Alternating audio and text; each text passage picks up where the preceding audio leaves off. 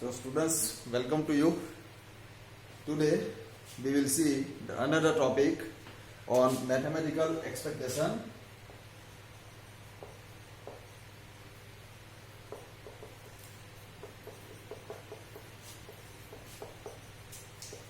So this topic is very simple because we will make the use of the concept which we have seen in the last lecture. In the last lecture we have seen about the moments about an arbitrary origin, that means the moments about capital A. Then we have seen moments about origin, that means capital A equal to 0. Then we have considered the same as moment about mean. That means there we have considered capital A equal to x bar, that means mean. So here moments about mean are also known as moments about central moments. Okay, so relevant to this and those moments we have seen about frequency distribution, that means with the data, that means with the values of x we have been given the values of the frequencies, that means f1, f2, f3 and so on. Now here we want to see a mathematical expectation regarding the probability distribution. So probability distribution, we have already studied what is a probability distribution. Probability distribution is corresponding to the random variable x. Here in probability distribution we are considering two kinds of random variables. Random variables are discrete and a continuous random variable, that already we have studied. But here we want to see its analysis based on mathematical expectation, that means to find out moments.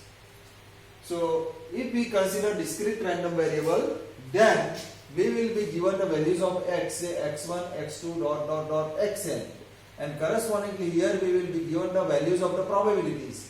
Say here we will denote the probabilities by fx1, fx2, fxn. Okay, this we have seen. So first of all, based on discrete random variable, we will find out mean and variance. Mean and variance. Then we will focus on the moments. Variation also do variance. Okay, so mean normally we are denoting by x bar, but as I told you that in further study we will denote this by mu. So for probability distribution we will denote the mean by mu. Okay, and the variance we denote by sigma square. This also we know. Okay, and we know that for frequency distribution, what is a frequency distribution? Frequency distribution means corresponding to the values of x1, x2. We have already studied this also. The values of frequencies will be given to us, that means fi, say f1, f2, f3, fn. Then how we have obtained the mean?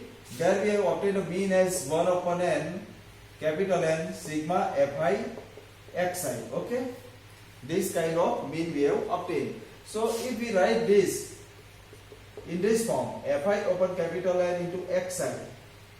So here and we know that capital N is sigma fi. So this mean we can also write into this form, that means we have taken capital N inside the sigma and we have combined this with fi upon capital N into xi. So this was the frequency distribution we know. Here this is the probability distribution, because corresponding to the random variable x we are given different kinds of probabilities and we have denoted this by fx1, fx2 and so on. Just like it has similarity with frequency, that means probability distribution and the frequency distribution have the similarities. Here we are given frequencies, instead of this here we are given the probabilities. So mean we can find by using sigma xi into fxi, or simply we write down xfx. Okay, for all x. If we write xi fxi, then we should write down I equal to 1 to n. But here we have not used I. you can use I. Instead of this here we have used for all x. So this is known as mean for probability distribution. So here this is the same thing. You can see here is x is there. Here instead of probability we are given frequency divided by total frequency. Frequency by total frequency. And also see here we know that the total probability sigma fx is always equal to 1. This we know. Similarly here also we know that if we combine fi upon n, then 1 upon n is outside. This is sigma fi. So sigma fi is again n. So n upon n is equal to 1. So the total of this one, that means f1 upon n, f2 upon n plus dot dot dot plus fn upon n, this is also equal to 1. But this is for frequencies and this is for probabilities. Okay. So we will find out mu by using this formula. Similarly variance. Variance is sigma square. Sigma square is obtained as x minus mu whole square into fx. Just like in frequency distribution, we have obtained sigma square as 1 upon capital N sigma x minus x bar whole square into fi. Okay, into fi. Xi minus x bar whole square into fi. So similar thing is here. X minus mu. Here x bar is named and mu. Both are mean. This x bar we denote for frequency distribution and this mu we denote for probability distribution. And if we take capital N inside the sigma, then we will have fi upon n. And so similar thing we can get. So this is f of x. Okay. So this is variance. And variance we also denote sometimes by v of capital X. Variance of capital X. Capital X is the random variable. And here at initial stage we have considered this as discrete random variable. If we simplify this formula, then we can also get the formula as x square fx minus mu square. Minus mu square. That means if we open the bracket, x square minus 2 mu x plus mu square, and if we simplify this, then we will get this result. Sigma x square fx minus mu square. Okay. And this is also for all x. For all x. No x should remain. Okay. Similarly, for continuous random variable, we will have mu. There we use the symbol of integration, minus infinity to infinity, because all possible x we are considering over here. So here the whole all real numbers we are considering. So same thing as in sigma, x into fx dx. This is mu. That means mean. And sigma square variance for this one is minus infinity to infinity x minus mu whole square fx dx. Okay. Or likewise this formula we can have minus infinity to infinity x square fx minus dx is for integration minus mu square, and this mu is nothing but this mean. So the formulas for mean and variance are very easy to remember, and you must remember, because for probability distribution if we are asked to find out mean and variance, then we can find out them by using these formulas. And we also know that standard deviation. Standard deviation is nothing but square root of variance. It is sigma. Okay. So now, so you can see that the difference or similarity between frequency distribution and the probability distribution. Okay. So now we will make the focus on moments.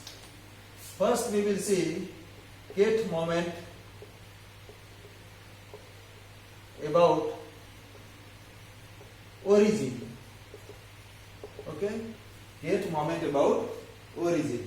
And you know that in the last lectures, last 2 or 3 lectures, we have seen kth moment about origin for frequency distribution as we have denoted this by mu k dash, and this we have obtained as 1 upon capital N sigma x square xi or x square into fi, xi square into fi. Okay.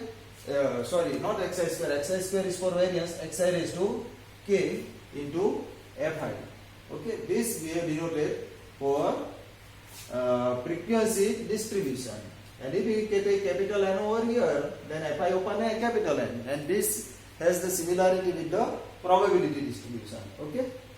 So in this case, mu k dash is nothing but sigma x raised to k into fx. Fx is the probability, and here it is for all x. So this is the kth moment about origin. Similarly, we can find out the kth moment about origin for continuous random variable as minus infinity to infinity x raised to k fx dx. Okay, are you clear with this? So kth moment we can find in this way about origin. Then we will find out kth moment about mean. That means central moments. We are calling these as central moments. So you must note down all these formulas with me, so as you will become aware with this formula, and these formulas we will make use to solve the examples. So here we are not focusing on kth moment about arbitrary origin, that means about capital A, as we have seen in the last lectures, because here we want to focus mainly on these things because it has a great importance in further study. So this we are denoting by mu k, as you know. So mu k for frequency distribution we have obtained as 1 upon capital N x minus x bar whole raised to k into f. That means frequency into x minus x bar whole raised to k. So if we take capital N over here, then we can get the formula for probability distribution, and this is nothing but x minus mu whole raised to k into f of x. It is probability, and this is for all x. Okay, so you can remember these formulas also very simply once if you remember the formula for frequency distribution. Okay, or else if you remember this formula, then you can obtain the formula for frequency distribution also, because here instead of fx you will have to write down fi upon capital N for all, and capital N you can take outside. So this is very interesting. And for continuous random variable we have the same thing, is x minus mu whole raised to k to fx dx. Okay, so these are the kth moment about origin and kth moment about mean. These are also known as central moments. Now we consider and also we have noted that in frequency distribution that mean mu is also equal to mu1 dash, because if we put k equal to 1, mu1 dash is sigma x raised to 1, that means x fx, and you can see this is exactly same. So mu1 dash equal to mu. And also we have also seen that mu2, that means if we put here k equal to 2, then we get x minus mu whole square fx.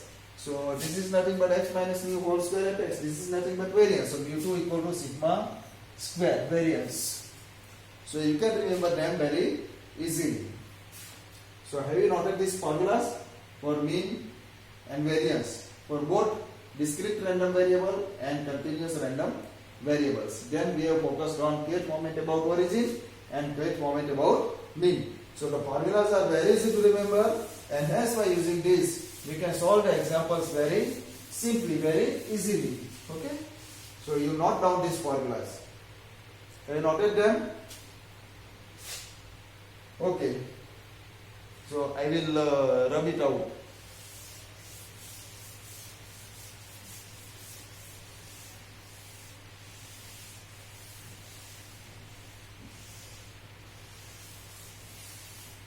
Now let us see examples.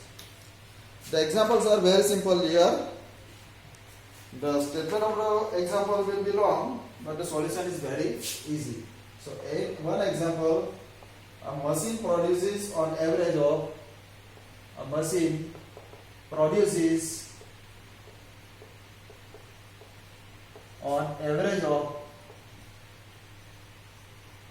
500 items during the the first week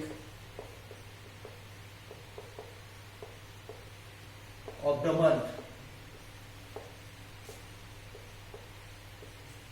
and on average of 400 items, on average of 400 items during the last week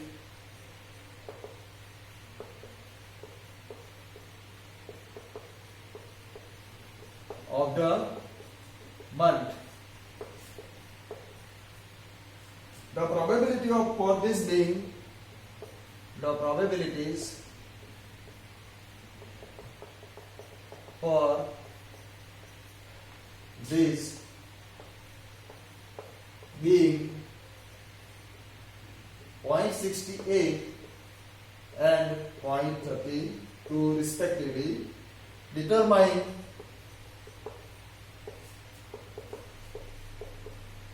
the expected value of the production. So here you can see that the statement of the problem is lengthy, but the solution is not so lengthy.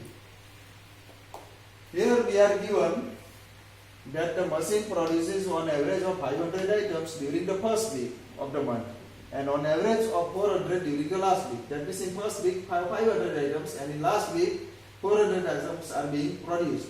Then their relative probabilities are 0.68 and 0.32 respectively. And you can see that the total of the probability is 1. And what do we want to find? We want to find out the expected value of the production. Expected value means mean. Here actually we have written the title in the beginning of the lecture as mathematical expectation. So here expected value is nothing but the mean. So mean we want to find out. But before of that, we will note down the values which are given. So we will suppose that x1 equal to 500 and x2 equal to 400.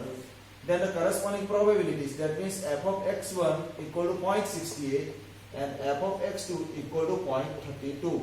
So we want to find out the expected mean or expected value. So expected value we denote by Ex, and E capital X is nothing but mu, and this is nothing but sigma. Here it is the discrete random variable. So we will make the use of sigma x fx over all x.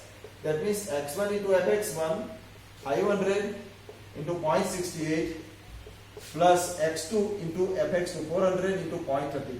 So the answer, the total of this one will be our required answer. So here capital Ex equal to mu. So here once again I am writing capital Ex equal to sigma x fx, and we have noted variance as x minus mu whole square into fx. This was our variance. So variance also we can write down in terms of E as capital X minus mu whole square. Okay.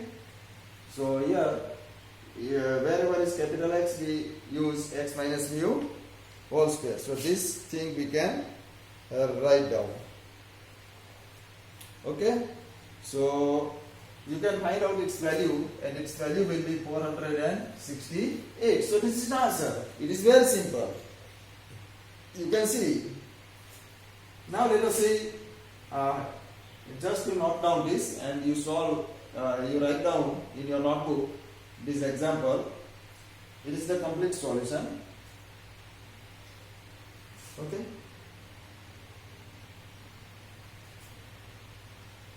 Have you done it? Okay. So now let us see another example.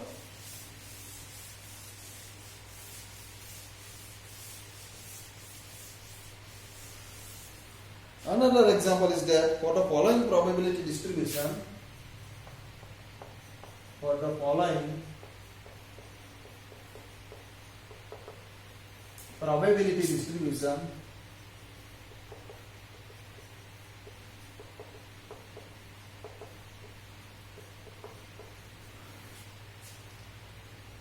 distribution is given as x and fx. The table is given. x is the value of random variable and fx is the corresponding probability. So here we are given 1, 2, 3, 4 and 5. And the respective probabilities are 0.1, 0.1, 0.2, 0.3 and 0.3, and you can see that the total is 1. Then the question is, Find mean and variance. Second, find the distribution function. Find the distribution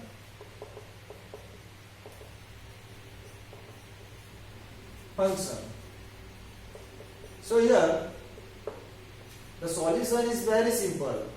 From the table, we can observe that the values of x and fx have been given. So in the first part we want to find out mean.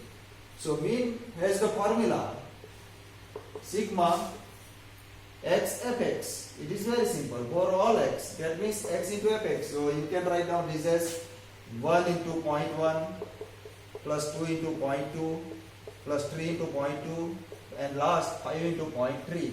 Then you can find out this value simply by using your calci. This I will show you later on. Then we want to find out variance.